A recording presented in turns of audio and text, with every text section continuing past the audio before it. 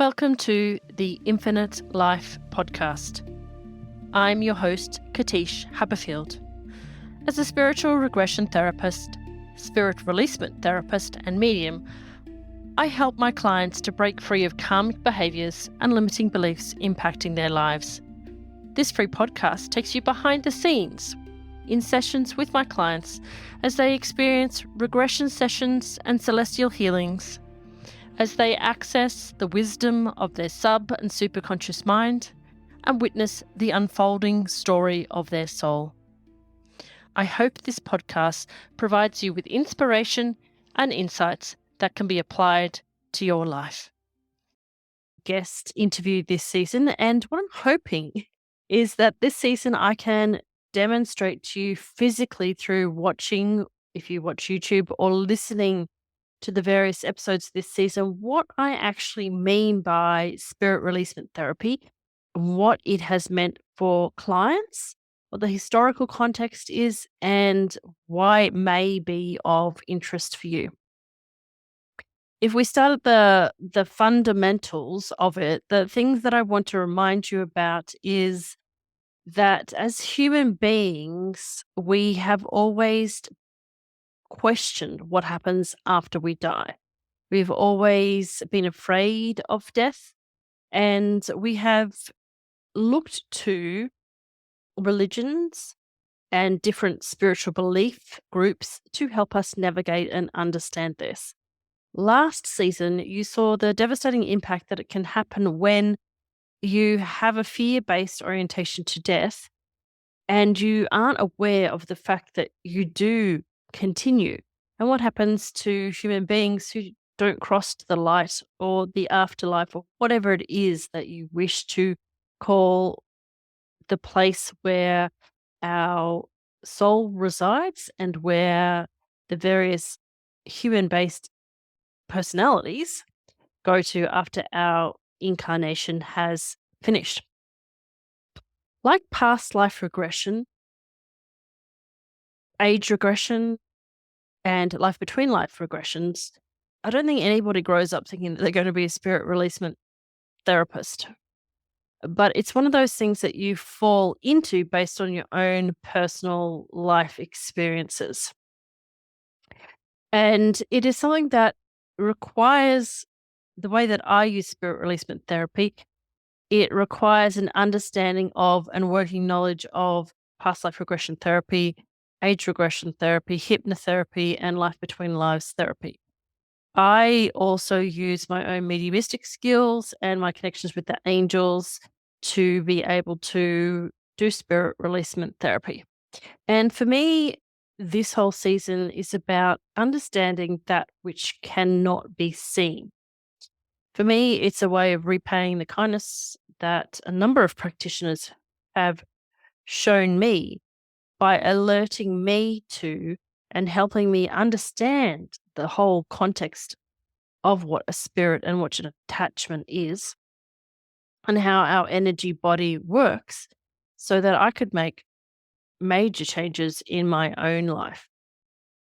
So if these practitioners had not alerted me to the concept of spirit releasement and helped me identify it in my own life, then I wouldn't be here today doing the things that I am able to do. I would be left with a feeling of desperation and isolation and feeling misunderstood, feeling as though I was blocked in life, cursed, and that people didn't understand me or the struggles that I had been through to navigate some kind of an invisible force that was not explicable given my upbringing and my circumstances.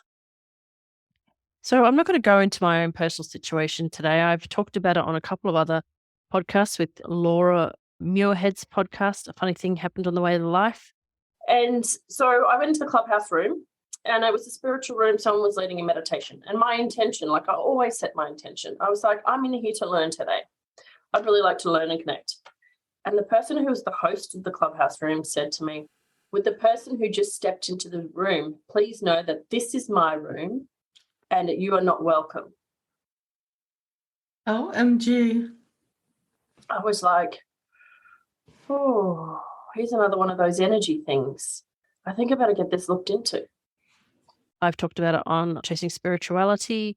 It's one of the key indicators is once you release that spirit, that being, you'll have it's a lot more quiet inside your mind.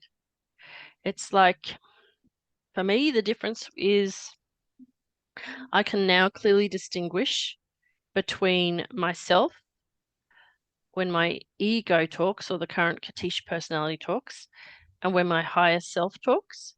And now I can also hear when there are other entities around me. So I can hear the voices of other earthbound spirits who are trying to get my attention. So my clairaudience just went because I could distinguish the subtle nuances in my hearing. Yeah, and it just became a whole lot quieter. Yeah. Became a whole lot quieter. It became like I didn't realize I think a lot. And basically for me, it just meant that there was that more like that resting meditative state as part of my normal everyday experience. And it was a level of silence that I hadn't experienced before. That was lovely. And I've talked about it on the Past Life Institute, some podcast with Mark Beale. So you can go find the episodes that I've featured on there to get a lowdown on my personal situation. And in the future, I may also release some past life regressions, which gave me further information about my own personal situation. But basically, just as a child who might suffer a childhood illness or injury may often end up becoming a doctor or a surgeon in the area where they experienced issues in their lifetime, spirit releasement therapy practitioners often have experienced what their clients have gone through, and they feel profound gratitude for being able to discover the source of what was impacting their energy field. And so they wish to pay it forward. So that's the premise for this season, is this gratitude and this willingness to explain the inexplicable in words that are best suited to me and to my clients, and with the knowledge that you can head to my website at any time, read up on the therapy, and then you can go and read any of the books that I've listed there that are available for purchase on Amazon.com from people in the fields of psychiatry and psychology who have used spirit releasement therapy and written books about it, including clinical case studies. So, for people who need that extra level of tangibility and proof from a scientific perspective and from a psychological perspective, you can go and read those books. I've read them myself, highlighted them, and I have found them very beneficial and reassuring. So, to continue on, originally, at the time I started recording this season, I thought of spirit releasement therapy as a separate module, a separate therapy that people would fill in a form on my website. And then when I read the form and approved it, they would then come in for this particular form of therapy. However, as I've worked more and more with energy of all forms, it's now seamless in all of my sessions. And so people will receive spirit releasement therapy integrated into a soul therapy session. So I just wanted to explain that since the recording of this actual season, I now actually operate differently with my services, and soul therapy incorporates spirit releasement therapy and spiritual regression therapy. It's not a separate modality anymore. So let's get into it. Let's talk about fundamental beliefs with all religions between good and evil and the existence of spirits. So in Islam, we have the jinn. In Christianity, we have demons and devils. And in Buddhism, we have hungry ghosts and hell beings. These are all described as negative entities who have a negative energetic influence on human beings. Now, most of the time, they have this negative energetic influence on human beings who are in the lower astral realms. And the lower astral realms are for want of a better word, the space between this life and the afterlife that is occupied by energetic beings, animals, and human who have not found the light and gone to the afterlife.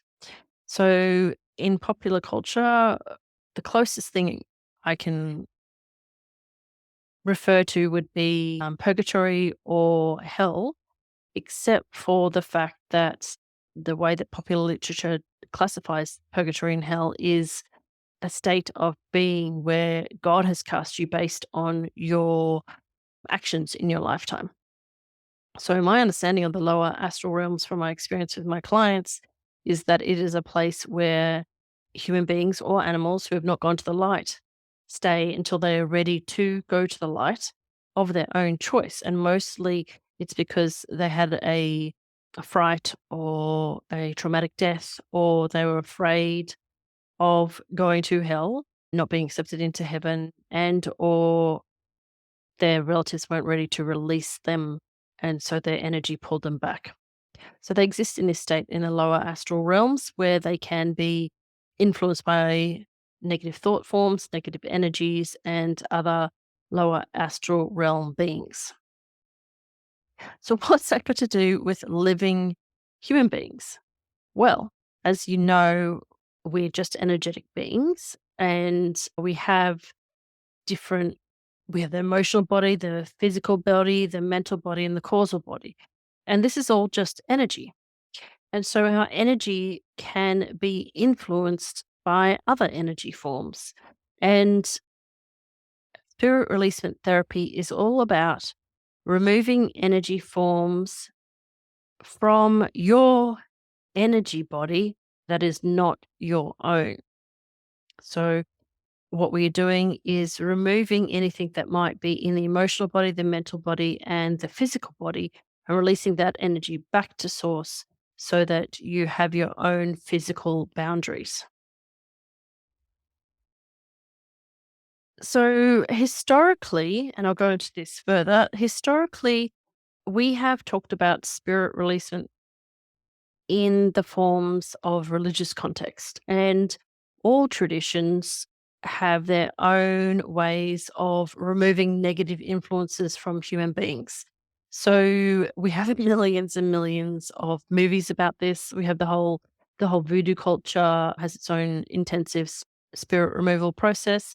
In Christianity, we have our own forms of spirit removal as well. So traditionally, there have been three methods of removing energy that is not your own from your body. There's the physical expulsion, a transfer of the energy from human being to animal, and exorcism, which is driving spirit out by prayer, ritual, and inciting negatively the entity that is occupying. The Anglican term for this is called deliverance, but the Catholic Church calls this exorcism. And the more modern approach is called spirit release or spirit releasement therapy. And it comes from a couple of different traditions. So basically, it's come from the traditions of psychology and psychiatry, blended with hypnotherapy. So basically, what we are dealing with is the question that has been posed by a number of different practitioners over history, which says what is influencing this person's ability to function, to make decisions, to control their emotions. And we talk about this a lot in our own language in terms of some of the ways that we express things like, oh, what you might say, what possessed her to do that? And so, one of the things that we need to think about and become aware of is our thoughts and our emotions, and understanding what's our own emotions and what are our own thoughts and those of others.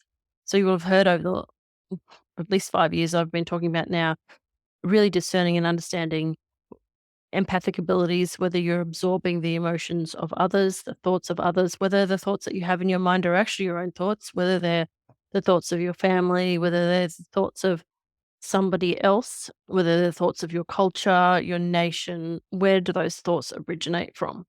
Because thoughts and emotions are like clouds, they should just go past. But we get into trouble with our body if the thoughts stick to us and they can manifest into dis-ease. And anybody that's ever dealt with somebody who's got depression or has been diagnosed by a psychiatrist with some kind of a emotional or mental disorder understands how much your mental health can impact upon your life.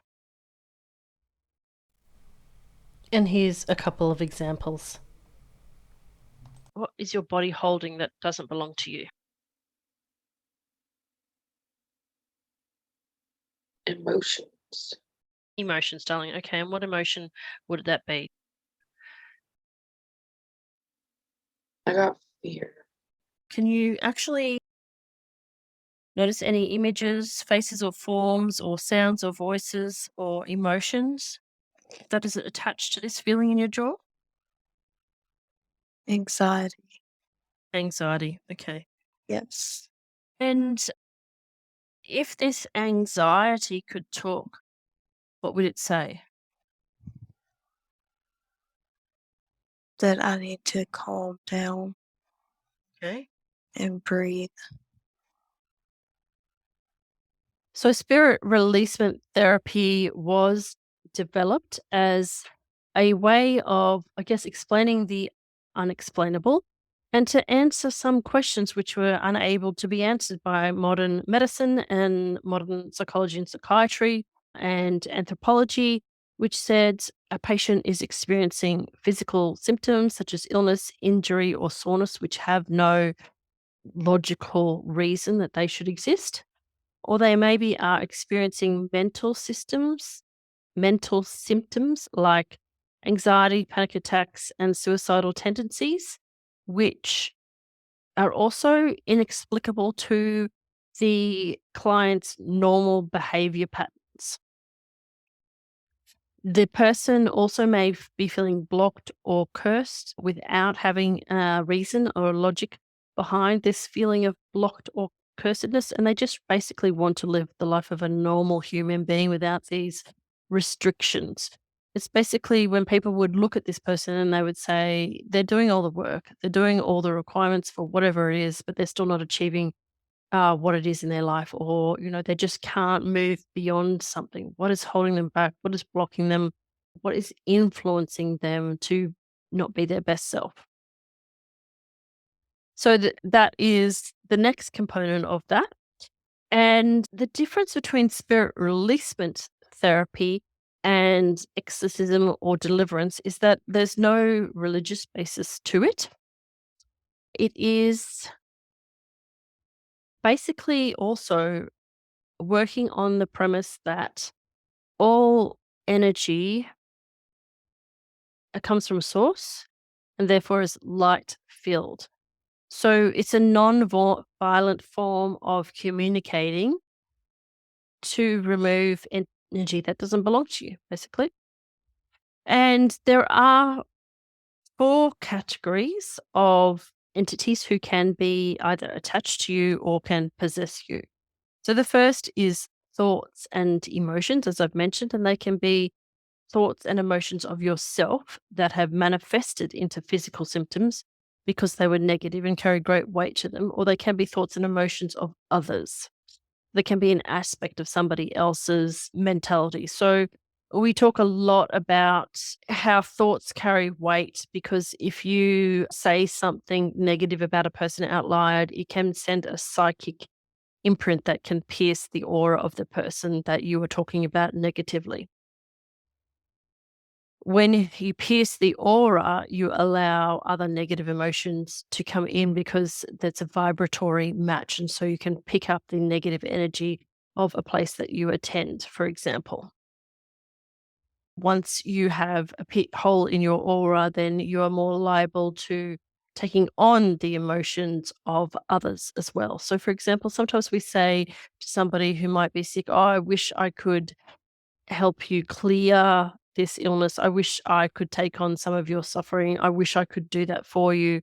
And what happens is that you're actually psychically transferring that wish from them to you, and you're bearing the load or carrying their energy for them. So that's the first category. The second category is an earthbound spirit, which can be two subcategories of human or animal. And so this is a spirit who has died and not gone to the light. So I'm going to directly address now the being that is in your back. So, hello, spirit, I see you. Isaiah sees you, and we come in peace. You are in Isaiah's body right now. My name is Katish, and I am here to talk to you today to find out your story. So, if we can start with a question, you have nothing to be afraid of. I'm here to help you. Can we start with, are you a male or female? Male. Male, okay. And may we please know your name? Just your first name is fine. Oh, it's weird. Ludovic. It's a French name. Ludwig. And what year is it for you, darling? Something like 1400 something. 1462. But there's also one more category, which is the unborn. So a fetus that did not get born and then clung to the parent.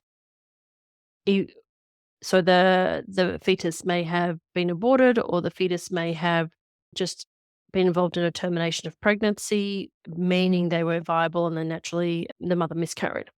If the fetus, the soul that was trying to come into that fetus, into that lifetime and have a life, is really attached to the fact that they wanted to come into this family and this lifetime, then they can actually stay spiritually attached to that parent and they form an attachment. The third category is ET, so extraterrestrials, if that's the word that you wish to use. And basically, we're just talking about energy forms that have a life on non-Earth locations. And there are a number of different categories within that subcategory.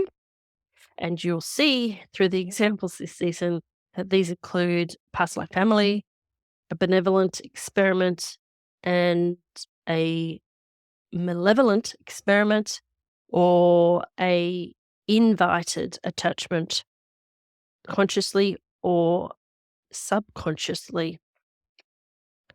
Okay, yeah, I think that Archangel Michael, can you confirm, is that a device in her back? Yeah. Yes. Okay. All right. This device belongs to a being, and I would like to invite the being who planted this device to come forward and claim their device now, please. Could you please come forward, galactic being, and make yourself known to me right now? My name is Katish, and you have implanted a device into Katie Carey, whom I'm sure you're under a different name and at a different time. So if you could please let me know, I'm here as a benevolent being, who you are and what color the light is where you come from. I'm Vandra, and it's orange. So I know a lot of theory at the moment, but you'll understand this as the season goes on. The final category is what we call dark force entities. According to Mark Beale from the Past Life Institute, a dark force entity is a non-human energy form that has never been incarnated, that has absorbed a lot of negative energy. So an example would be a demonic being, which is supposedly one of Lucifer's minions, a negative thought form or negative emotion that has swirled enough and created enough energy to exist. It can be in the Buddhist tradition, it can be called a hungry ghost. And these are other forms that can be attached to a person, depending upon the experiences and the vibration that the person is resonating at.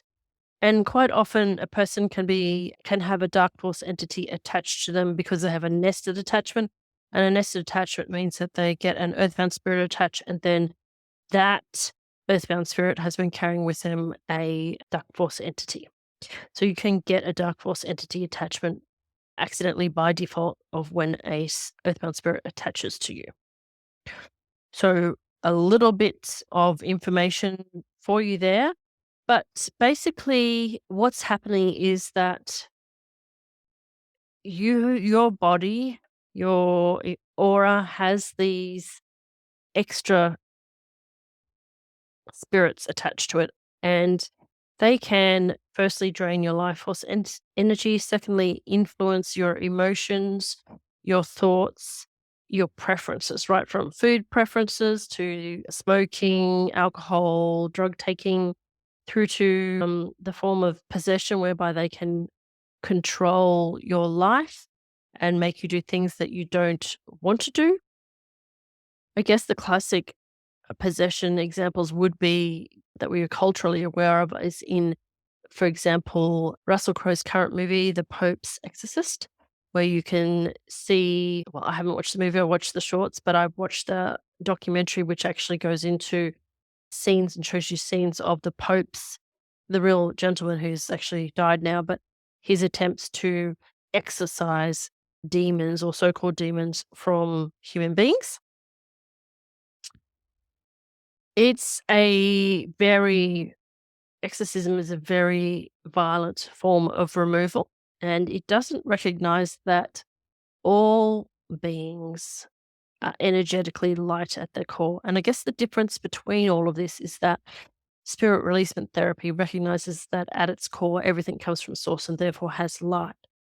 So, what you'll be learning about in this season is the way that we approach this, which is basically identify that an attachment exists, confirm it exists.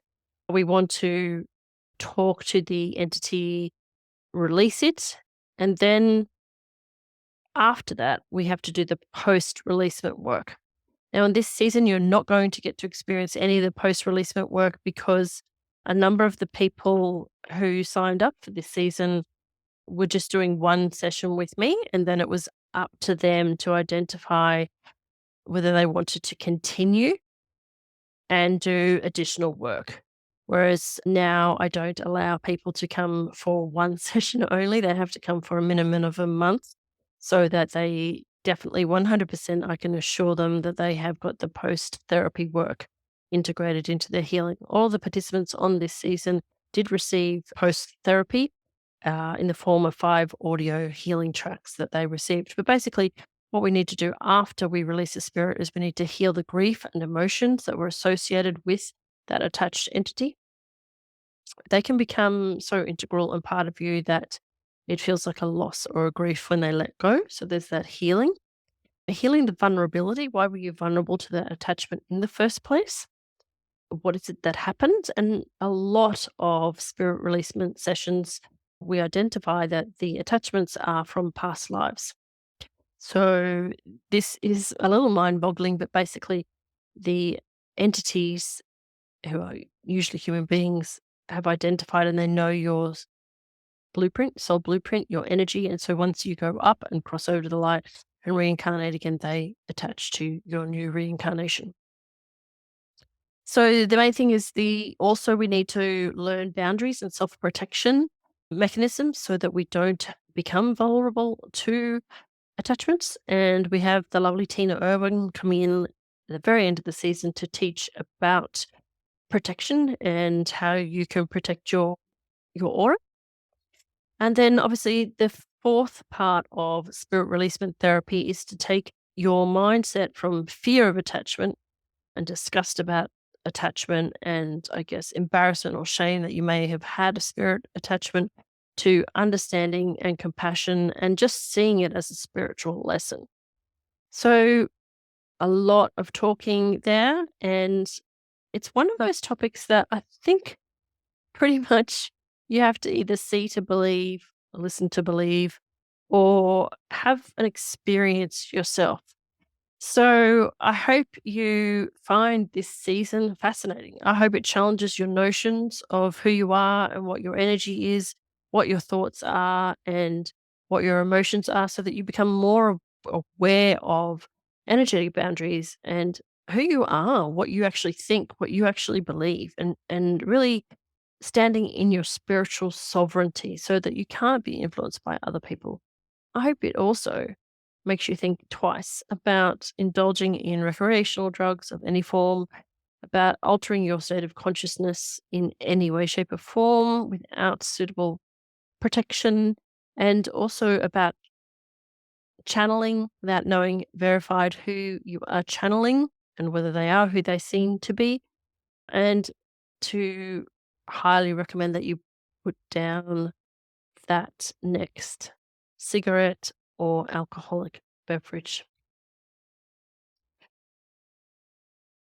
My wish for you is that you become present to who you are in the here and now, that you become solid and strong by knowing who you are and reducing the influence that other people have over you so that you live your life in a powerful way. If you have any questions, and I'm sure there are bound to be loads of questions, please head to my social media. Facebook's probably the easiest. You can send me a question. You can watch the case studies, and you can also subscribe to receive the 5 free audio meditations where you can do this process yourself to check to see if you do have a spirit attached and to release it yourself. At the end of the day, it's all about awareness and understanding of your energy and being able to use your own tools yourself to help yourself. So I hope this is an inspiring season, and I would really like to thank all of the people who participated in this season. And know that from now on, the rest of the seasons from this year that are coming up, Spirit Releasement will be conducted integrally in each session if and when it needs to, if it arises. And you'll see how this becomes integral in the next couple of seasons that have already been recorded up until Christmas time. So, once again, thank you very much for listening, and I can't wait to share the episodes over the next 12 weeks. Namaste.